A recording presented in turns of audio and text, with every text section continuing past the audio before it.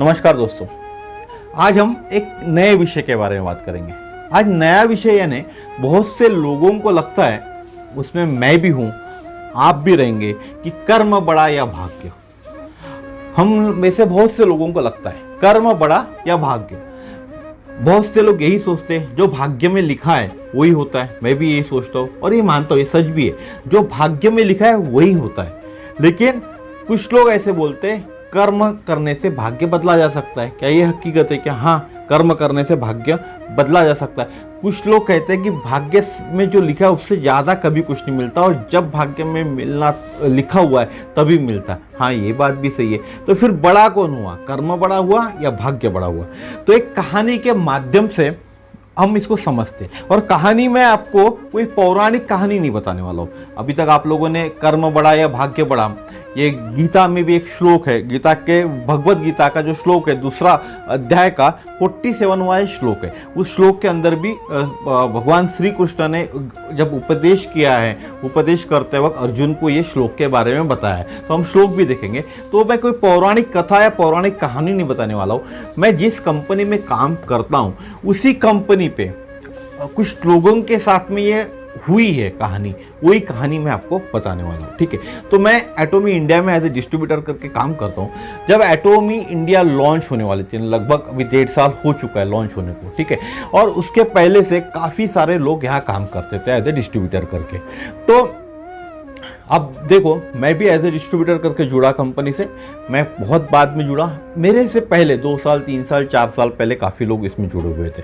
तो उनमें से कुछ लोगों को ऐसा लगता था कि उनका भाग्य उनके साथ है। बात को गौर करना, ठीक है, ये हकीकत की कहानी बता रहा हूँ मैं आपको, और ये नॉर्मली हर किसी के साथ यही कहानी होती है। आप रिलेट कर लेना अपने अपने कहानी से, ठीक है। तो उनमें से कुछ लोग थे, उन लोगों को लगता था भाग्य उनके साथ है, ठीक है। और कुछ लोग ऐसे थे जो मेरे समान थे या उस पीरियड में भी ज्वाइन हुए थे, उनको लगता था कि भाग्य अभी मेरे साथ तो नहीं है, लेकिन मैं भाग्य नहीं है तो भी मैं कुछ करूँगा, मेहनत करूँगा, और मेहनत करके मैं कुछ चीज़ अचीव करूँगा, कुछ चीज़ पाऊँगा, ये उनको लगता था। दो टाइप के लोग थे। एक को लगता था भाग्य मेरे साथ है, ये जो है हाथ, इसको लगता था भाग्य मेरे साथ है, और ये जो हाथ है इनको लगता था भाग्य तो मेरे साथ अभी नहीं है, लेकिन मैं मेहनत करके अचीव करूँगा। ठीक है, कुछ जो मिला वो सही, इनके लेवल का मुझे नहीं मिलेगा, लेकिन इनसे थोड़ा कम मैं अचीव कर लूँगा। ये लोग शख्स थे जिनको मालूम था मेरे पास भाग्य मेरे साथ नहीं है।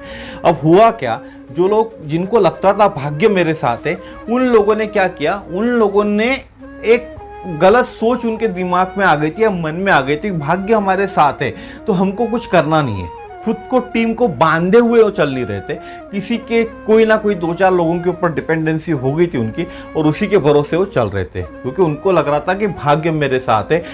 आने वाले दिन जब भी कंपनी लॉन्च होने वाली होंगी, उस टाइम मैं बहुत बड़े पोस्ट पे रहूँगा, बहुत बड़े लेवल पे रहूँगा, और बहुत सारा मेरा अर्निंग भी होगा, ठीक है। और जिन लोगों को लगता था भाग्य मेरे साथ नहीं है, इन लोगों को लगता था भाग्य मेरे साथ नहीं है, इन लोगों को लगता था भाग्य मेरे साथ है, तो इन लोगों ने क्या किया, टीम को बांधा नहीं, टीम को साथ लेकर नहीं चले। और जो भी टीम थी इनकी, जो भी इनकी मार्केटिंग की टीम थी या इनकी जो बिजनेस टीम थी इन लोगों की, वो बिजनेस टीम में से कुछ लोगों के भरोसे इनको लगता था कि सब कुछ बराबर होने वाला है और भाग्य के हिसाब से होने वाला है, और मैं बहुत बड़ा आदमी जिस दिन कंपनी लॉन्च होने वाली है उसी दिन मैं बनने वाला हूँ, ठीक है।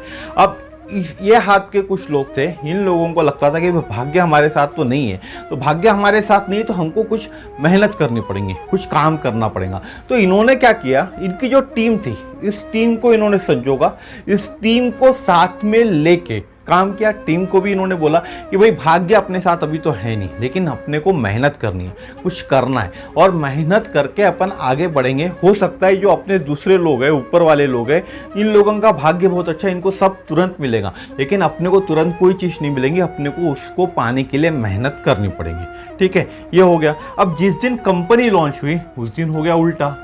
जिन लोगों को लगता था उनका भाग्य अच्छा नहीं है, वो हमको मेहनत करनी पड़ेगी, वो ऊपर हो गए, वो ज़्यादा अर्निंग पाने लग गए। और जिन लोगों को लगता था उनका भाग्य उनके साथ है, उनको ज़्यादा कुछ करने की ज़रूरत नहीं, सब अपने आप मिल जाने वाला है, उन लोगों के साथ उल्टा हो गया। उन लोगों को जो मिलना था वो भी नहीं मिला, जो उन्होंने सोच के रखे थे वो भी नहीं मिला, उससे बहुत कम उनको मिला। तो ऐसा क्यों हुआ? ऐसा क्यों हुआ? सोचने की बात है, जिन लोगों को लगता था भाग्य उनके साथ है, उन्होंने उनकी जो मार्केटिंग की टीम है उसको जोड़ के नहीं रखे, उसको संजोए नहीं रखे।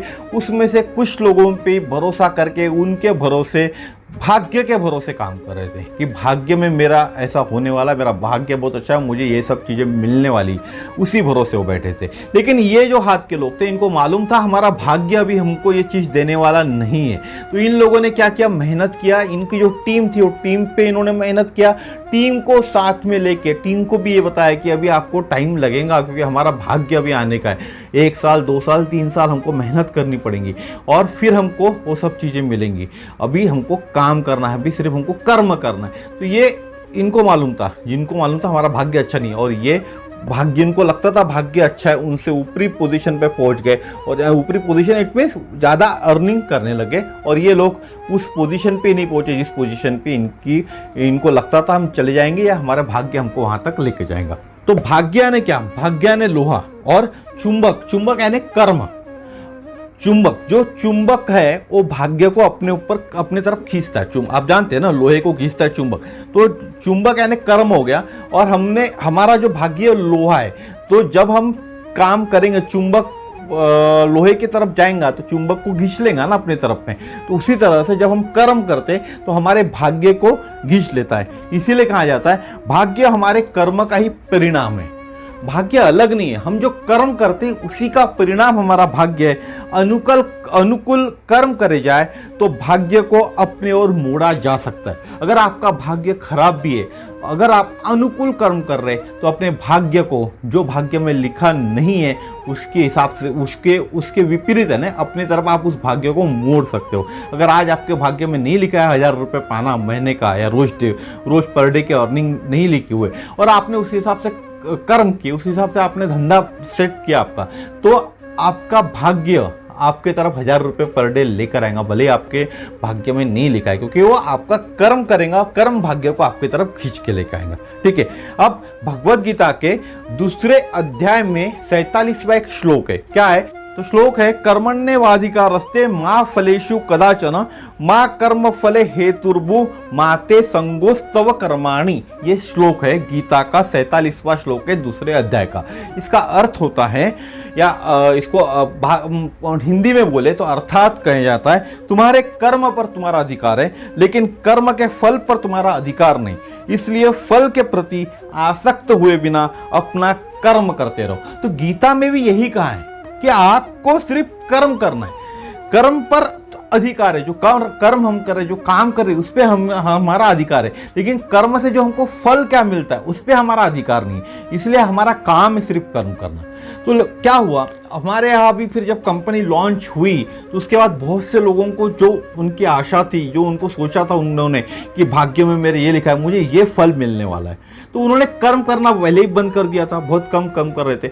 और जब फल नहीं मिला उसके बाद उन्होंने तो काम ही छोड़ दिया, कर्म करना ही छोड़ दिया, और कुछ शांत बैठ गए, कुछ और कंपनी में काम कर रहे। तो ये होता है कर्म और भाग्य। क्यों कहते हैं लोग कर्म बड़ा या भाग्य बड़ा? आप समझ गए होंगे, कर्म बड़ा या भाग्य बड़ा, तो कर्म ही बड़ा होता है। भाग्य, कर्म अगर हम अच्छे करें तो भाग्य को हम हमारे तरफ मोड़ सकते। तो धन्यवाद दोस्तों, कैसा लगा ये वीडियो जरूर बताइएगा। चैनल को लाइक कीजिए, सब्सक्राइब कीजिए, शेयर कीजिए वीडियोस को, ताकि लोगों को ये जानकारी मिल सके। धन्यवाद, नमस्कार।